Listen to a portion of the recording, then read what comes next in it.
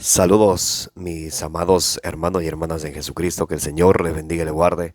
Les saluda a su hermano en Jesucristo, Carlos Efrén, predicador cristiano católico.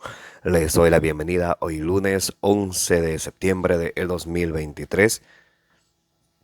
Deseo para ustedes lo que dice en 1 Corintios 16:23, que la gracia de Jesús sea con ustedes. Bienvenidos y bienvenidas a que juntos nos alimentemos con la palabra del Señor, que es la lámpara para nuestros pasos y la luz en el sendero, en el caminar de nuestra vida, nos dice el Salmo 119, versículo 105. Les invito para que abramos nuestra mente, nuestro corazón, para que recibamos la palabra de Dios, como dice en Primera de Tesalonicenses, capítulo 2, versículo 13, no como palabra de hombre, sino como palabra de Dios que es en realidad.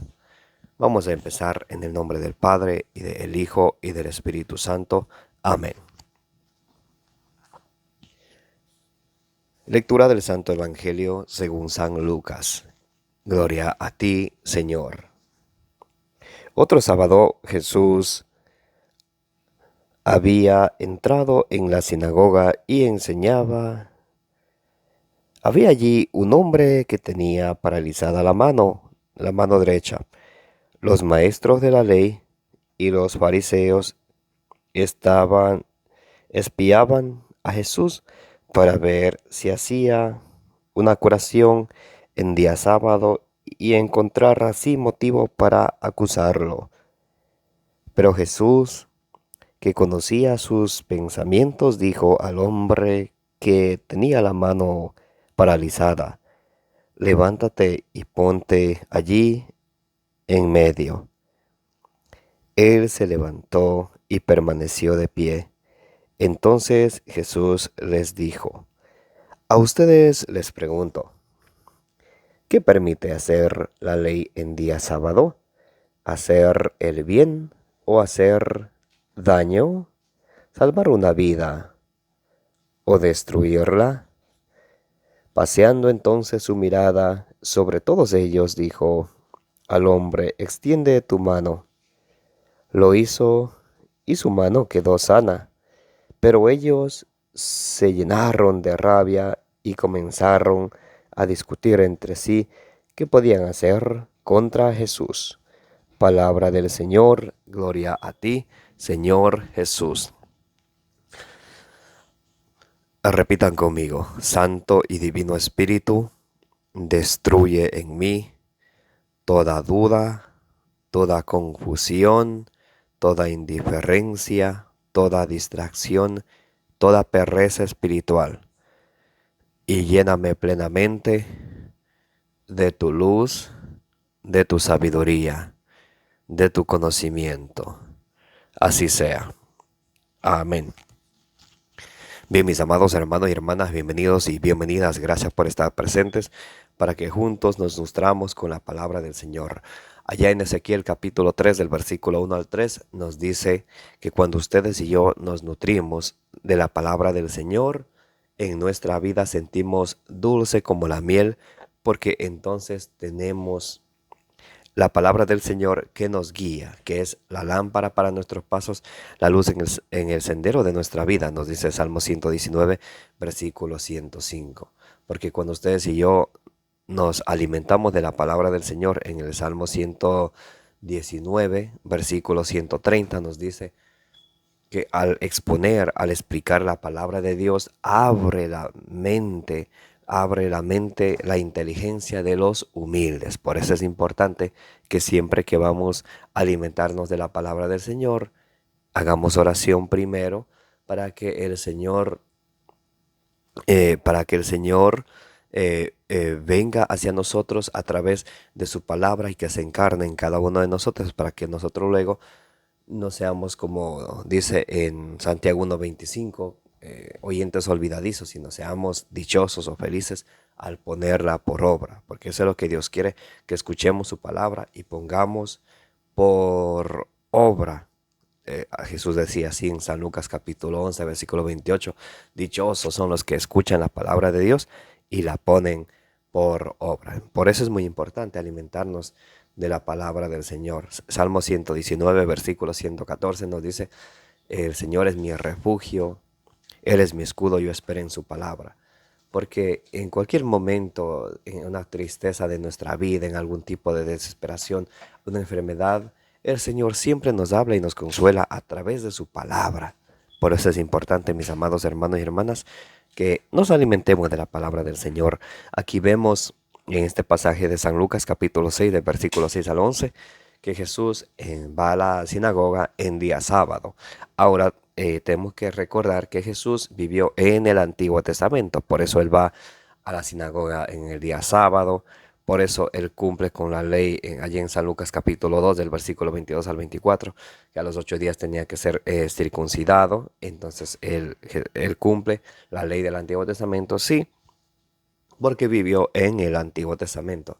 El Nuevo Testamento inicia con la resurrección, con la muerte, pasión, muerte y resurrección de nuestro Señor Jesucristo en el Monte Calvario. De ahí en adelante empieza el Nuevo Testamento y de ahí en adelante los cristianos empiezan a guardar ya no el día sábado, sino el día domingo. Por eso San Pablo en Colosenses capítulo 2, versículo 16, dice ya que nadie les critique por lo que comen, por lo que beben, por lo que si guardan el día de fiesta o días sábados. Que nadie los critique porque si guardan o no guardan los sábados. Entonces, mis amados hermanos y hermanas, esto es muy importante de que nosotros entendamos, porque si leemos como aquí está escrito y dice Jesús se fue a la sinagoga el sábado, algún adventista del séptimo día puede decir, oh, yo quiero seguir el ejemplo de Jesús. Jesús iba a la sinagoga el día sábado, yo también.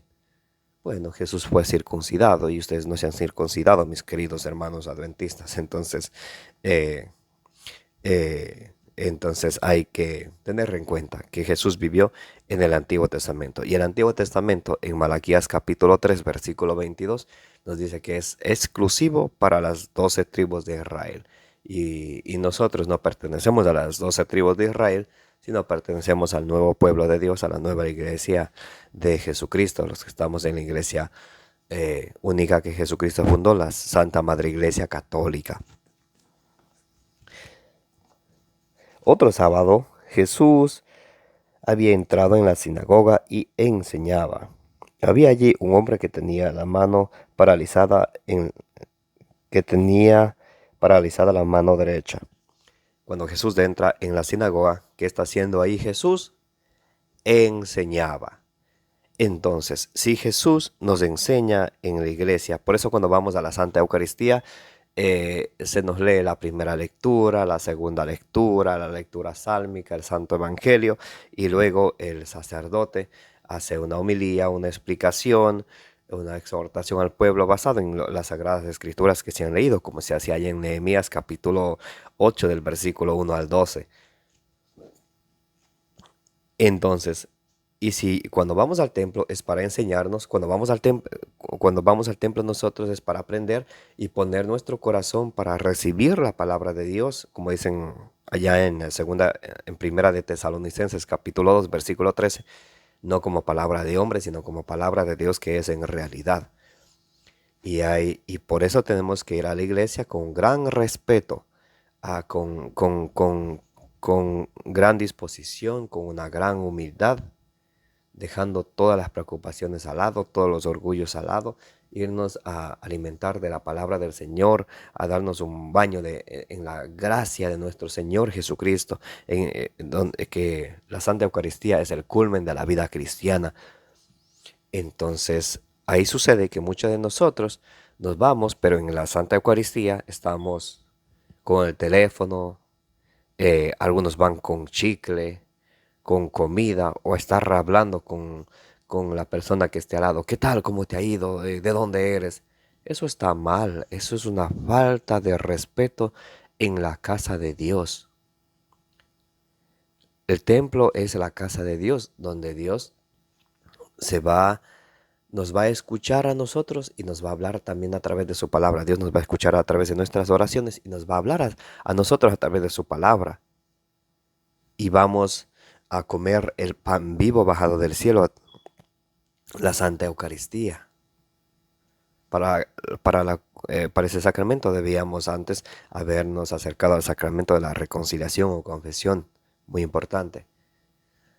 Entonces, eso es muy importante que ustedes y yo, mis amados hermanos y hermanas, estemos conscientes cuando vamos a la misa, ¿para qué vamos a la misa? ¿Para qué vamos a la Eucaristía? Para que el Señor nos alimente con su palabra, para que dejarnos guiar de las enseñanzas del Señor. Hay personas que cuando van a la iglesia van como si estuvieran yendo a jugar un partido de fútbol, con una pantaloneta, con una playera, una pijama.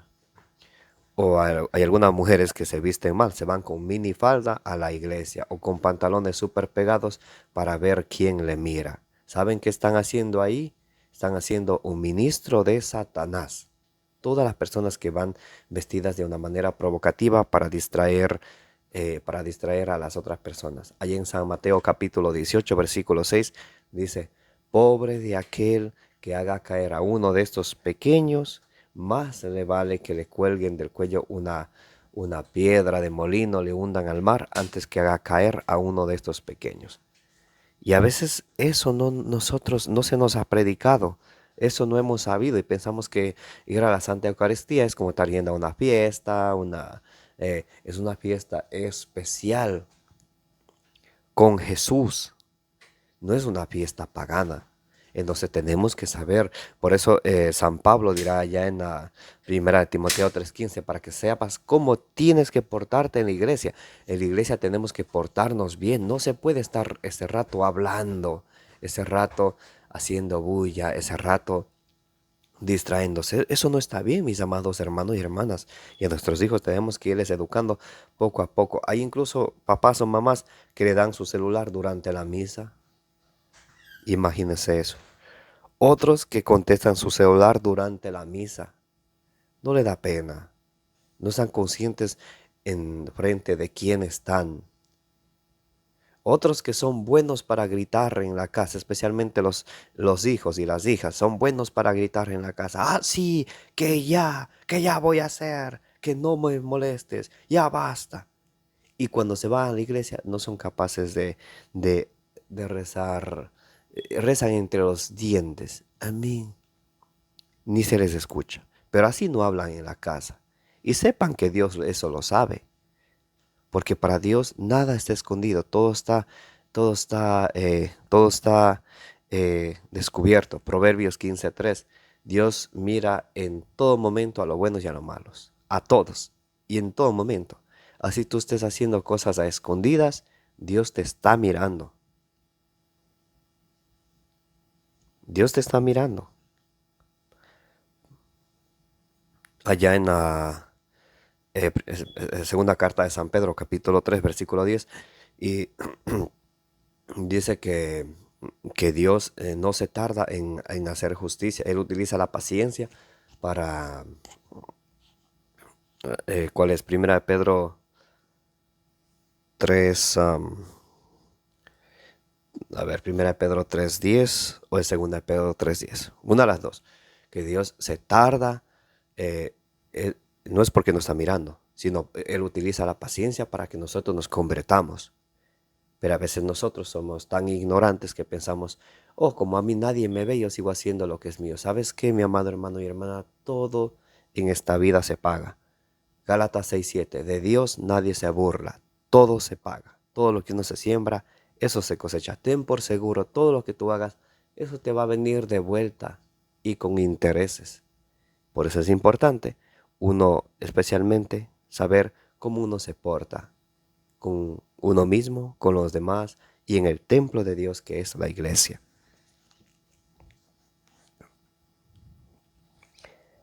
Los maestros de la ley estaban mirando para ver si Jesús sanaba o no sanaba a este paralítico que tenía la mano paralizada.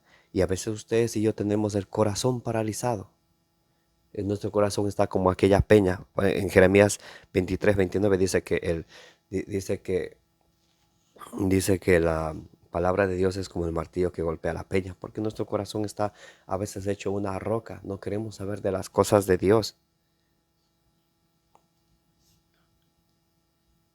Y Jesús hoy nos quiere sanar como sanó a aquel hombre paralizado. Y los maestros de la ley, los fariseos que se dedicaban al estudio de las escrituras y enseñárselas al pueblo, están viendo a ver si Jesús hace o no hace en el día sábado lo que está permitido. Se les olvida de la misericordia, se les olvida de la piedad. Ellos están en la ley. Entonces Jesús les hace esta pregunta: ¿qué permite la ley? ¿Hacer el bien o hacer el mal? ¿Salvar una vida o dejarla morir? Y les mira a todos aquellos a ver si les dicen que en día sábado está permitido dejar morir a alguien o está permitido hacer el mal a alguien. Y Jesús sana la mano del hombre paralítico, y los otros que estaban ahí de espectadores se llenaron de rabia.